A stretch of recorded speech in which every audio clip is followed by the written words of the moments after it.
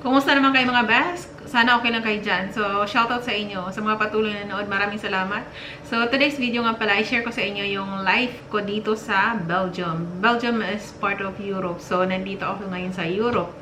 So, nung time na nagsasearch ako, makaka-relate dito yung mga nakapag-asawa na ng foreigners. And yung mga foreigners talaga kasi marami kayong nakapag-asawa na tulad ko. And sa mga hindi pa nakapag-asawa dyan, na pangarap talaga makapag-asawa ng foreigner. Kalma-kalma lang, darating din yan best. Huwag lang sumuko. So anyways, yung dinala, actually nagpakasal kami ng Mr. ko noong 2011 dyan sa atin sa Pinas. Yun yung first visit ni Mr. Jan, no? First meeting din namin. Pero marami na kaming ginawa sa online pag-prepare. Anong ginawa niyo, te? Preparing na mga documents. So, pagdating ng Mr. ko doon, kumpleto na lahat. So, sa communication talaga, part talaga sa inyo yung mga trials and natural lang yan. At kailangan nyo ang isa't isa na magtulungan kayo para maging successful kayo. So, naging okay yung mga plano namin at pumunta si Mr. ko dyan sa Pilipinas at nagpakasal kami. Naka-prepare na kasi lahat yun kasi ayaw ni Mr. na pabalik-balik kasi hindi naman siya mayaman para gumastos palagi ng pera, pabalik-balik. Tsaka may trabaho siya. So, nung bumalik na si Mr. dito, hindi ako pwedeng sumama kasi nga yung mga papers ko hindi pa kumpleto yun. And mabilis lang naman siyang na-aprobahan within 3 months. Kumbaga, March ako nagsimula no, na kumpleto yung mga documents ko at pinasa ko na sa embassy yun, Belgium Embassy dyan sa Makati. Pinasa ko na yon ng March. By June, tinawagan ako na okay na yung ano ko, yung, kumbaga, na-aprobahan na yung mga papers ko, okay na siya. So, ang ginawa ko naman kasi may pasok pa ako sa trabaho, no? Hindi kasi ako nag-resign sa office. So, nagantay muna ng hanggang September. Kasi, pagka-resign ko na talaga sa work, umuwi pa ako ng probinsya noon. Kasi, na-feel ko talaga best na hindi ako makaka-uwi talaga ng pang-mabilisan. Like, every year, na-feel ko yun na hindi. Kasi hindi na mayaman ang mister ko. So, pagka-resign ko sa trabaho, umuwi ako sa amin, sa probinsya. And sa Bisaya, sa Negros Oriental. And then, pagbalik ko ng Manila, diretso na kasi kinuhanan na rin ako ni Mr. ko ng ticket papunta dito sa Belgium. And ako lang talaga best. Tapang ang lola nyo. Kasi nga, wala pa akong experience to travel outside the Philippines. And wala naman akong kakilala dito except sa Mr. ko. At saka yung pinakita niya sa video, yung friends niya, gano'n. Iba talaga. So, pag mahal mo yung isang tao at na-feel mo naman na safe ka sa kanya, so, you just have to believe in yourself and with prayers. So, gano'n ako. Sabi nga ng iba, hindi ka ba natakot? Ano ba yan? Hindi ka natakot, hindi mo naman kilala yung mga tao doon. At saka ang layo doon, wala nang balikan niya. Hindi yan basta-basta makabalik. So, may tiwala naman ako sa Mr. ko at alam ko naman na kasama ko palagi ang Diyos. Ganon. Sabi ko sa isip ko, hala, may mais kaya doon? Kasi mahilig akong kumain ng, alam yung mais, nilagang mais. Sus ko Lord na. Tapos nasa airplane na dyan sa airport dyan. Hinatid ako ng pamangkin ko and then nasa airport hanggang pagdating ko na dito. Actually, yung pag malapit nang dumating dito, nag-stop over kami dyan sa Dubai. May namit akong isang Pilipina. Papunta rin siya dito sa Belgium. Yung asawa niya taga rito rin. Buntis yun siya. And yung pagbaba na, nasa airport na kami, makikita namin yung nagsundo sa amin. Sa kanya, nakita ko kaagad. Yung mister ko, hindi ko nakita. Ang dami kasing tao nun. Tapos yung mister niya, ang daming flowers. Daming handa. Sabi niya, ang daming flowers yun. Tamad-tamad naman yan. Tamad-tamad daw yung mister niya. Mahilig daw tambay-tambay siya nga. Yung buntis nga siya. Kahit buntis daw siya, nagtrabaho daw siya. Kasi nga alam niya, mahal naman dito lahat. Sabi ko ang mister ko na dumating yung mister ko, walang dala-dala te. Hindi yan mahilig sa ganyan surprise mga flowers pa. Walang pake si mister. So, para sa akin, hindi naman ako nakabase sa flowers dyan. Anin naman yung flowers sa totoong, hindi naman pala. So, wala akong pake dyan. Tapos, sinudo na ako ng mister ko. Tapos, yung sasakyan ng mister ko, ang liit-liit pa. Sabi ng mister ko, ang laki naman ng dala mong, bagahe dyan. Baka, sira yung sasakyan. Kasi ang liit pa nung sasakyan niya. Tapos, pagdating dito, kaya pala walang dinalang bulaklak si Mr. Kasi ang dami palang bulaklak dito. Yung kapatid niya, maraming bulaklak na binili. At saka yung kapitbahay namin na laging nagsasabi sa kanya na dalhin mo talaga yan dito sa sali, ganyan. Tapos, ang dami palang mabulaklak dito. Yung pala, kaya hindi siya nagbili. Nandito kasi yung kapatid niya, naghanda ng pagkain, gano'n. Tarang, baga, feel ko to, parang bahay ko to. Parang tagal ko na dito. Pagdating ko dito, dito yung mga kapatid niya, mga close sa buhay niya. Kapatid niya yung mister ng kapatid niya, at saka yung kapatid ng mister yung kapatid niya babae, yung asawa niya, may kapatid na lalaki na laging kasama. So, nandito din. At saka yung kapitbahay na nandito mag-asawa na naging ninang ng mga anak, ninang at ninong ng mga anak namin. Yung close na parang kapamilya talaga. Sila yung nandito. So, at saka ang gaan ang pakiramdam ko sa kanila at ang pag-apa ko dito sa bahay na to, ang gaan ang pakiramdam ko. Feeling ko parang taga rito ako. At saka best, nakapaligid dito yung daming mais dito. Grabe. Ngayon, improve na masyado. Parang tinanggal na yung mga mais dito. Halos puro farm siya na ang daming mais. Ngayon, ang dami ng tinatayong building. Yung pagdating ko talaga yung sabi ko na sana may mais doon. Hindi ko na-expect na sobrang daming mais pala dito. Tapos yun, ang feel at home ako and talagang ang pakiramdam ko parang matagal na ako dito. Kumbaga, I thank God kasi yun naman pinag-pray ko na, Lord, sana dalhin mo ako sa lugar na ma-feel at home ako at mahalin ako ng mga tao makapaligid sa akin. Hindi naman ako masungit para hindi ako para mahirap kaibiganin. Kumbaga, and alam niyo sa buhay dito, hindi naman mayaman ang mister ko. So pagdating dito, ang isip ko, ang dami-dami ng laman. Hindi ako sanay sa tambay. So iyang salita dito hindi English and hindi iba yung salita na Dutch yung salita nila in short. At kadalasan yung mga tao dito bes hindi nag-English yan, nagda-Dutch talaga yan. So required dito sa lahat mga foreigners ako kasi nga baguhan ako dito at hindi ako taga dito. Kailangan pumasok ka sa school nila mag-aral na parang grade 1, yung parang mga bata, pag-aralan yung language nila, ganun. So, required yun at libre naman yun. Ang bayaran lang ng konti yung libro, ganun. At ang pasok noon 2 times a week, Tuesday and Thursday. So, the rest ng mga araw na yan ay sumasama ako sa mister ko. Tulad ng Monday, Wednesday, and Friday, sumasama ako sa mister ko sa trabaho niya, ganun. Hanggat pinagbawal na, nalaman, sama-sama pala ako, sakay-sakay pala ako sa sasakyan. Bawal pala yun kasi hindi ako kasama sa kumbaga, pag may mangyari, insurance, kumbaga, kaya hindi na ako pinasama, naiwan ako sa bahay. Para sa akin, ang boring naman. So, kailangang mahaba yung pag-aaral sana sa school para mas magaling kang magsalita, mas madali kang makahanap ng trabaho. Meron ng Module 1, meron pang Module 1.1, Module 1.2, ang dami, best. Ano ba yan? Hanggang Module 10, Bisaya, shout out mo sa Indago niya, Module 10, so 10.1, sabi ko, ano ba yan? Ang dami naman. Napagod na agad ang lola te. So, inaral ko lang dyan yung module 1.1 and 1.2. Ayoko na. Sabi ko, ayoko na. Nakapagsalita na ako ng konti. Sabi ng mister ko, ano ba yan? Konti lang naman yung napag-aralan mo. Ay, sabi ko talaga, ang taas ng tiwala sa sarili te. Sabi ko, ayoko na mag-aral. Pupunta ako dun sa, marami ditong mga, kumbaga parang interim ang tawag nila. Parang agency siya best. Na create na, mandami dito, mamili ka lang. At sila yung tutulong sa'yo na makahanap ng trabaho. Punta ka lang doon, magsabi ka na anong kaya mo trabahuin. At saka meron din sila ditong parang office. Special yan siya para sa lahat ng mga foreigners na baguhan dito. Pupunta ka doon para i-record yung about you, mag-create sila ng profile sa'yo, at sila nang bahalang mag-distribute ng profile mo. At saka yung mga company din, nagsisearch din yan sila, or kaya yung mga agency, kumbaga yung agency, sila yung naghahanap ng mga trabahante at sila yung tutulong sa'yo para makapasok ka ng trabaho. So, yung mga agency, sila yung tumitingin doon sa, kumbaga parang government company yan siya na lahat i-record doon yung mga foreigners tulad ko. Saka yung mga resume, ganun, about you. And then, yung time na pumunta kami doon, naka-record na yung about ko, ano yung available ko na pwede kong magtrabaho. Biglang may tumawag pagkalabas namin doon. Biglang may tumawag, hello? Ganun. Ikaw ba si ano? Ganyan. Yung salita niya, hindi ko pa masyado maintindihan. Medyo konti lang yung naintindihan ko. Pero at least nakapagsalita na ako ng konti. Sabi ko sa mister ko, pakisagot nga to. Ang bilis niyang magsalita. Yung pala tinanong kung marunong ba daw ako magplansya, gano'n. Anong trabahong alam mo? So sabi ko, pero yung una kong trabaho talaga, parang ang tapang ko. Ako talaga yung pumunta dun sa sa interim na yun. At ako yung, doon, nagsabi na gusto ko ng trabaho. Pero ang bilis ko nakahanap ng trabaho kasi hindi ako regular noon. Doon sa first work ko, is a factory siya. Ang mga fabric siya, na about mga damit naman yung mga pinag-arrange namin. Pero hindi ako nagtagal doon.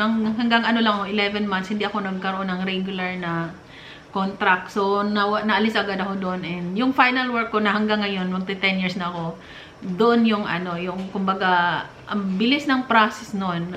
Mabilis lang naman dito pag hindi ka mapili sa trabaho, maraming trabaho dito. At ako hindi ako mapili sa trabaho basta marangal yan. At okay naman yan. Sanay naman ako sa trabaho, katulong naman ako dati bago ako nag-office work. So So, nakapagtrabaho talaga ako. At para sa akin, pag may trabaho ka talaga, hindi ka pabigat sa mister mo. Lalo na kung ang mister mo ay hindi naman mayaman, hindi naman mapera yan.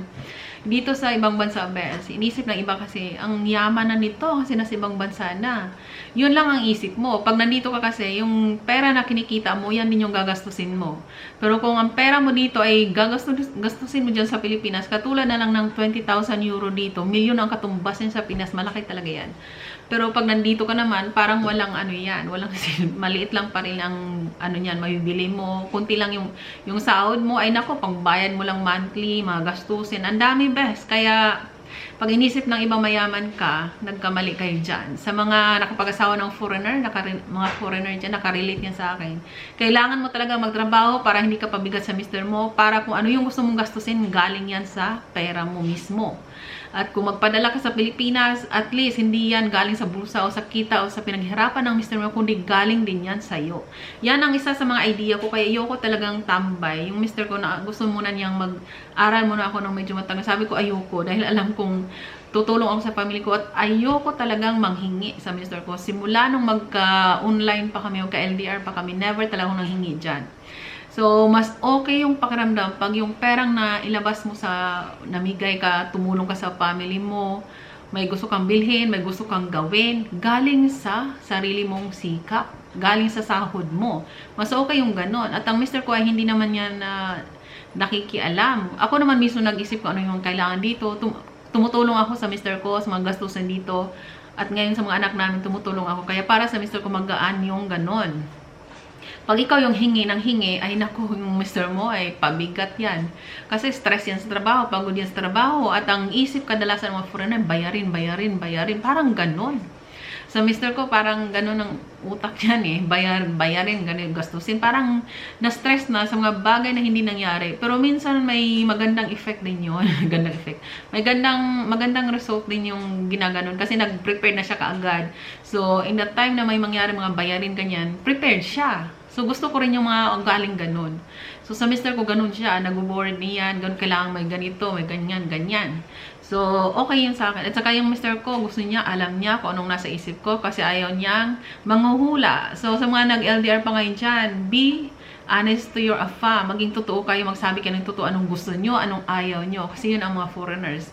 So, dito, ang life dito, bes, hindi madali, ang hirap ng buhay minsan. Yung iba, sinuswerte yung iba kung nagkaroon ng asawang medyo may kaya, madali ang buhay. Yung iba, binibigyan ng suporta sa mister nila, hindi na nila kailangang magtrabaho. Yun yung pinagpala din. Ako, pinagpala din naman ako para sa akin kasi mabait yung mister ko, responsable. Yun ang importante. Kung hindi dahil sa mister ko, hindi rin ako makapunta dito. Kumbaga, siya yung pinili ni Lord, ganun. Kumbaga, hindi rin ako makapunta dito. Yung mga pangarap ko sa Pilipinas, hindi ko rin yung basta-basta magawa. Kahit sabihin natin nag-o-office ako sa Pinas. Kahit nag-opisina ako, hindi pa rin magagawa yung mga nagagawa ko na andito ako. Sabihin man nila, ano ba yun? Opisina ka dyan sa Pilipinas. Dito, ano ba yung trabaho mo? Parang pang walang natapos naman yan. Ang tanong, pag nag-opisina ako sa Pilipinas, anong magagawa ko? Kahit magsahod ko ng 20,000 plus a month or 30,000 plus a month, di ko magawa yung mga nagawa ko doon sa trabaho na meron ako ngayon. Kahit sabihin kong hindi naman ako everyday nagtrabaho, at saka yung trabaho ko ay simple lang na namamalansa lang. Huwag mo sabihin lang. Para sa akin, proud ako dyan. Namamalansya. Ganon. So, ang sahod ng namamalansa, nakakapagawa ka nagawa mo yung maraming bagay na hindi mo magagawa kahit sabihin natin nag-opisina ka. So, I'm proud of that at alam kong pinili din yan ni Lord. Ganon. So, kung kayo ay mayroong ka-chat ngayon, advice ko lang sa inyo, be prepared na, lalo na kung yung afam nyo ay hindi naman mayaman. Pag-usapan nyo kung ano yung gusto nyo at ayaw nyo para yung afam nyo dyan. Kung mahal naman kasi kayo ng afam nyo, very supportive yan. Tutulong yan sa inyo sa mga plano nyo. Katulad ko nung nasa Pilipinas pa ako, sabi ko, pag nandyan ako, gusto ko may trabaho ako. Gusto ko may sariling income. Sabi ng mister ko, walang problema yan. Marami naman trabaho dito kung hindi ka maarte. Ganon. Saka, piliin nyo yung afam na very supportive sa inyo. Anytime. Sa mga plano nyo nandyan. Hindi yung, baka naman pagdating nyo dito, kayo lang gagawa lahat-lahat. Hindi kayo tutulungan. Walang paki sa inyo.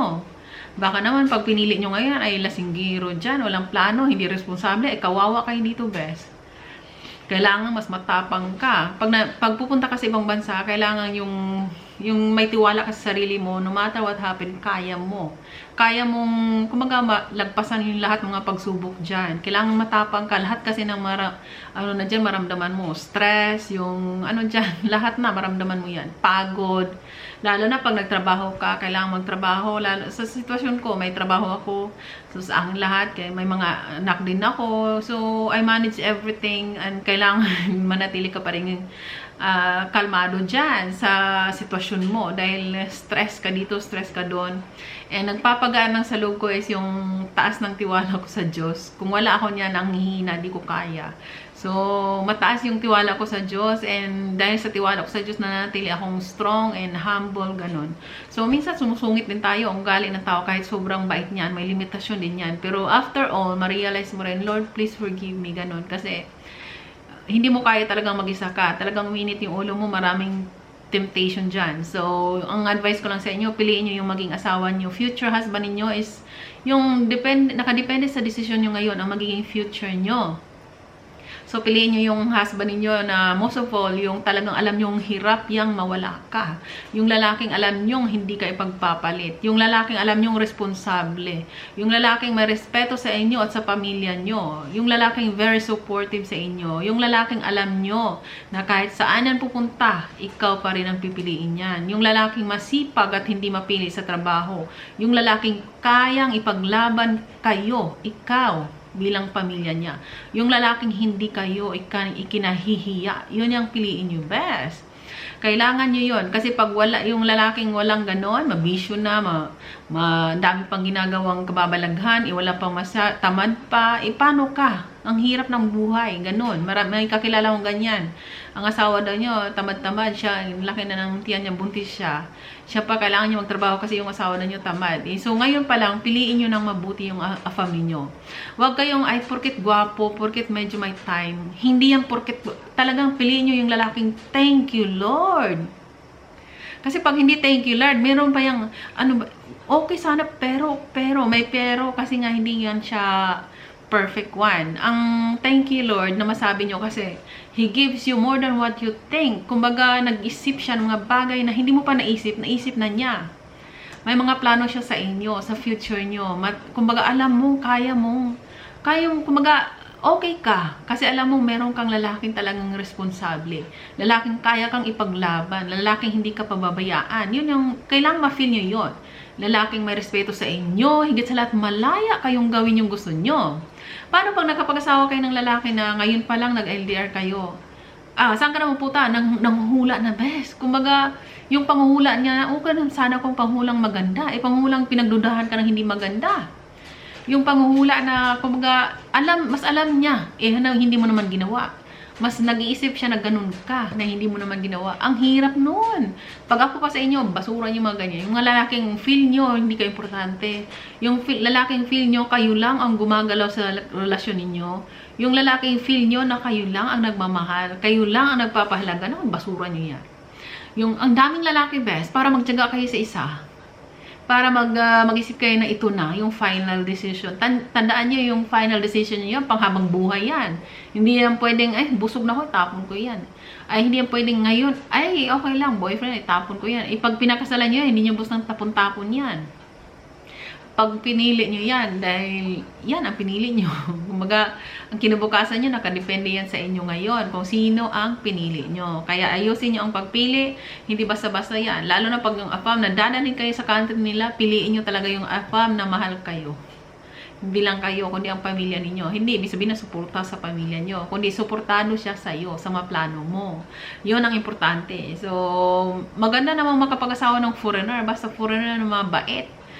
Foreigner na talagang hindi kailangang mayaman yan, basta masipag yan. Lahat ng pangarap mo sa buhay, kaya mo to pa rin yan.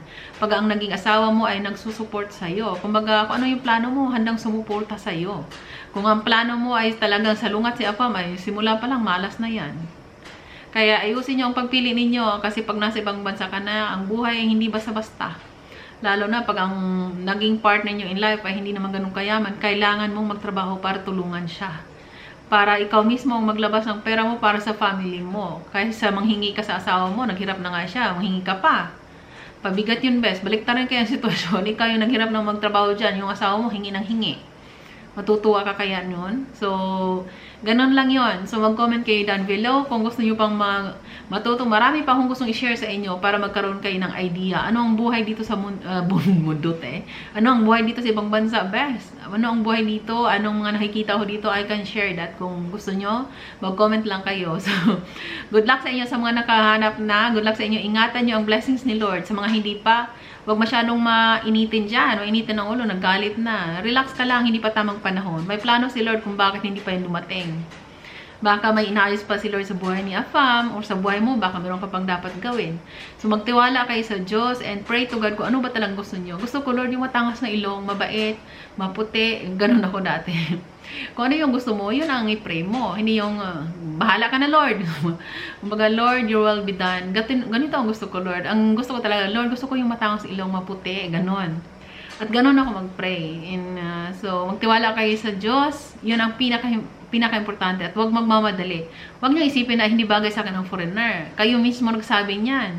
Para manghihina kayo. So, sabihin niyo bagay sa akin yun. At deserve ko yun. Parang ako dati, pinipicture out ko na yun. Nakikita ko yung ibang foreigner, may anak na ganon. So, tinitingnan ko yung sarili ko. Parang, what if ako ganyan? Gusto ko yung ganyan. So, nangyari talaga, binigay ni Lord. So, pray to God and always be humble. Ganon yun. Kailangan humble ka and kailangan manatili kang faithful. Mag-pray ka talaga at magtiwala. Huwag baguhin yung tiwala ni Lord. Pagtiwala mo kay God, huwag mong baguhin yan. Kahit nga sobrang bigat ng pagsubok sa buhay. Kailangan manatiling buo at matapang ka sa pagtiwala mo kay Lord. Kasi pag hindi yan talagang, yung tiwala mo kay Lord ay hindi ganun ka strong, talagang tempted ka at magalit ka talaga. Be patient. Yun ang importante dyan. And do your, kumaga, nasa taong gawa, nasa Diyos ang awa. Amen. Good luck.